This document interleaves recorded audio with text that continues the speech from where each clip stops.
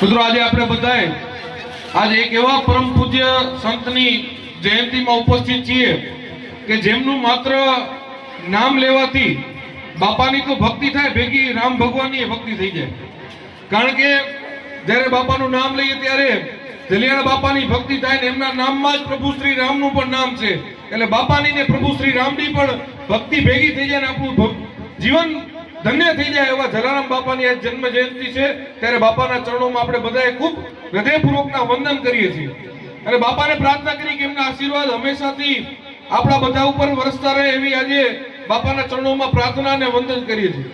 મિત્રો, જલારામ બાપા એટલે આ ભારત ભૂમિના એક એવા સંત કે જેમને એક એવું કરી બતાવ્યું કે સંત બનવા માટે માત્ર ભક્તિ નહીં પણ ભક્તિની સાથે સેવા અને ત્યાગ પણ હોવો જોઈએ, એક એવી ભક્તિ કરી બતાવી એવા પૂજ્ય સંતની આજે જયંતિમાં આપણે બધા ઉપસ્થિત થયા છે, એનો આપણને આનંદ છે।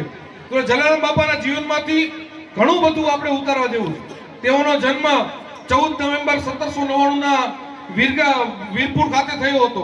તેમના પિતા શ્રી પ્રહલાદભાઈ અને માતૃશ્રી રામાબાઈ એમને નાનપણથી જ સેવાના એક એમને સંસ્કારો આપ્યા હતા અને એમના જીવનને જૈવિક ચરિત્રને વાંચીએ એવા ઘણા બધા કિસ્સાઓ છે કે પોતાના ઘરે કદાચ અનાજ ન હોય પણ એમના આંગણે કોઈ ભૂખ્યો આવ્યો તો પોતાનું જમવાનું મૂકી અને એને જમાડી દીધું હોય। આજે એવા પૂજ્ય બાપાની જયંતિ છે।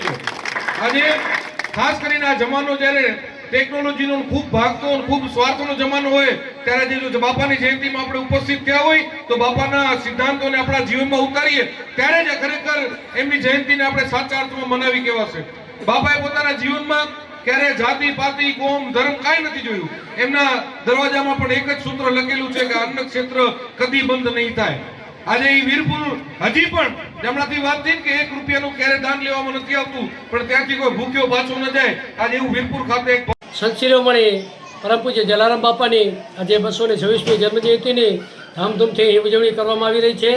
આજે સવારથી જ ભાવિકોની ભીડ ઉમટી રહી છે।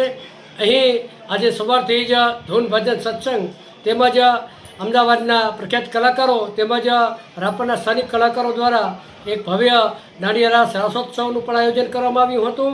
તેમજ અહીં આપ જોઈ શકો છો કે જલારામ બાપાની ઝૂંપડી એક બનાવેલ છે, જે પણ એક લોકો દર્શન કરી અને પોતાના સેલ્ફી લઈ રહ્યા છે તે પણ એક વિશેષ આકર્ષણ ઊભું કર્યું છે। તેમજ જલારામ બાપાનું એક મંદિર પણ સુંદર રીતે શણગારવામાં આવ્યું છે। આજે અન્ય બીજા કયા કયા કાર્યક્રમો હતા? આજે અહીં 226મી મહાઆરતી તેમજ મહાપ્રસાદનું પણ દાતા પરિવાર શ્રી હરખાભાઈ બેરા મૂળ મોદ હાલે મુંબઈ એમના તરફથી આજે મહાપ્રસાદ રાખવામાં આવ્યો છે।